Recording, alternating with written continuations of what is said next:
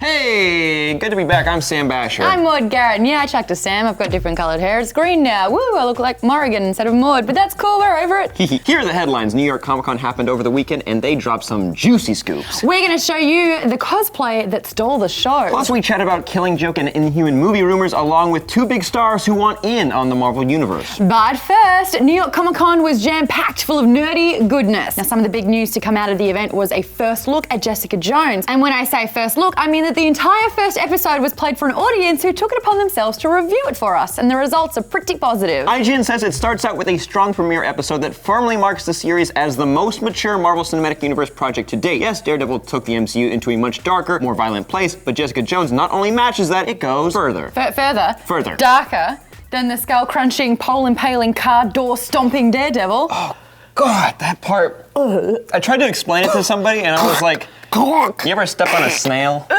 Now think about spoilers. Although apparently they're not dropping F-bombs, even though Jessica has a bit of a sailor's mouth, and there will be no nudity, but plenty of bumping and grinding of the sexy variety, don't worry. Proving the series is not kid-friendly even remotely. It's also revealed that the role of the infamous attorney, Jaren Hogarth, is gender-swapped and will be played by Carrie-Anne Moss, known for her badassery in The Matrix. 3, 2, 1. Oh, something cracked.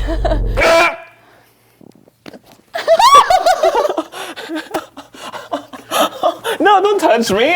November 20th is when you can get your face on that. Are you ready for it? Yay, nay, just okay? Let us know. Sure, the news and reveals of Comic-Con are cool, but it's all about the cosplay. And there's one that stood head and shoulders above the rest, both figuratively and oh so very literally. Cosplayer Thomas DiPietro from Extreme Costumes parted the sea of crowds when he showed off his 9.5-foot tall Iron Man Hulkbuster costume. Yeah, this dude built this giant machine. It took over 1,600 hours to make, and it takes 20 minutes to put on the 95-pound creation. Thomas, this is for you. Other cosplays that need to get a big mention is this crazy baboon and this crazy old fisherman. They're not that great. Whoa, I mean, it's just a mask. But these are masks that hide a secret identity. A lot of celebs are at Comic-Con for their panels, and if they wanted to walk around the floor with thousands of other people, it'd be a downright nightmare. So Jared Leto was there for Suicide Squad and decided to hit the floor as a crazy-looking baboon, and people were none the wiser. In fact, he got a pic with someone cosplaying as his character's Joker, then uploaded the pic to his Instagram saying he had no idea. How would you feel if you met your idol and you didn't even know it? I cry. Oh, I yeah. go home and that kid probably cried in the bathroom. Had his one chance. He'll never get that chance again. No. And then once he was out of costume, he saw a Suicide Squad Harley Quinn and had a chat with her on his Snapchat, saying that he was disappointed that she didn't recognize his voice. She, understandably, lost it. Mark Ruffalo, aka the Hulk, also went incognito and donned a weird-looking old man mask to roam the floor with his son. Aww. Now, this isn't the first time that celebrities have gone undercover. Daniel Radcliffe and Andrew Garfield both dressed up as Spider-Man, and Bryan Cranston dressed up as Walter White. Yeah, the character that he plays on Breaking Bad. So meta. So meta. And some other crazy news from DC's animated department. A rumor has been shooting across the internet that the Killing Joke movie will be rated R, making it the first mature Batman film to date before everyone simultaneously pees their pants. Shit. We'll power through this. Fucking. Sorry.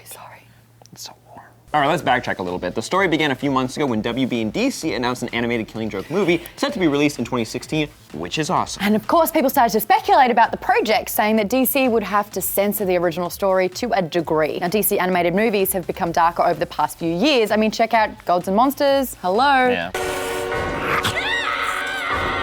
But The Killing Joke is a whole different level of mature content. Ugh, no one wins in that storyline. Nobody does. No one. However, during the Batman Bad Blood panel at New York Comic Con, producer James Tucker stated that Warner Brothers gave The Killing Joke team the seal of approval for the R rating. People grabbed this story, ran to the internet, and shouted from their virtual rooftops, "Hooray! Finally an R-rated Batman movie! This is what I've always wanted!" But the story, not surprisingly, got a little exaggerated. You see, Mother Tucker was given the okay to make the movie R-rated, but that doesn't mean that he's gonna make it so. Also, it doesn't mean that if they did make an R-rated Killing Joke movie, that the studio is just gonna automatically give it the green light to be released, and not to rain on everyone's parade, because we would love to see a good Killing Joke movie as much as the next guy, but it would suck to get our hopes up and then the studio not deliver and let us down and break our hearts. Hey, speaking of rumors. Whoa, okay. An insane rumor popped out of nowhere regarding the Inhuman movie coming down the pipeline from Marvel Studios. Apparently, the movie has been, or probably will be, canceled.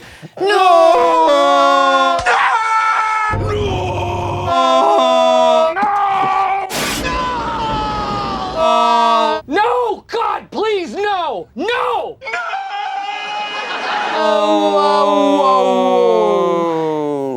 Whew.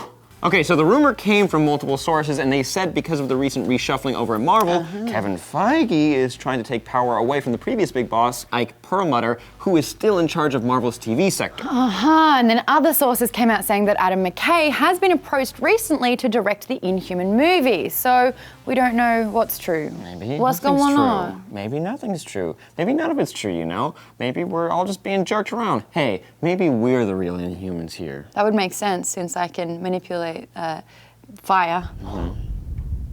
Think about it, guys. Look, while we're talking about Inhumans, it turns out we may possibly know who will take up the mantle of Inhuman leader Black Bolt. And this leading man may already have a presence in the MCU, but only his voice. That's right, Vin Diesel could be our first ever live-action Black Bolt. Now, during an interview, Vin stated that he's working with the Marvel team to portray another character that doesn't speak. Now, Black Bolt is an Inhuman whose vocal cords can produce shockwaves so powerful that it could level a city with a scream. Black Bolt only communicates through someone else or through sign language. So, with the knowledge of his powers and his look, Vin Diesel pretty much fits this bill to a T. Doesn't mean Black Bolt is for sure showing up in the MCU, but hey, it's fun to speculate. That's what we do here. Put it out in the universe, the Marvel Cinematic Universe. In the last bit of fun casting news, Bryan Cranston has expressed interest in joining the superhero game. Now, I was on board with those Lex Luthor rumors from a few years ago. It made sense, it looked good. I'm still on board with it, too. you know? CGI just Walter White's face on Jesse Eisenberg's body. No one will know the difference. It'll look great. It might sound a little bit weird. No. Just Change the voice. use dialogue from Breaking Bad, right? And no one will know. Look, I'm just the chemist here. I'm not the street guy, yo. Good ideas aside, Bryan Cranston has expressed interest at New York Comic Con to play the X-Men villain, Mr. Sinister. Sinister has a very complex and interesting backstory, which is directly tied to Apocalypse, so there's a chance that the character could appear in future films. Fans even mocked up this image of Cranston as Sinister, which doesn't suck at all. It kind of looks good.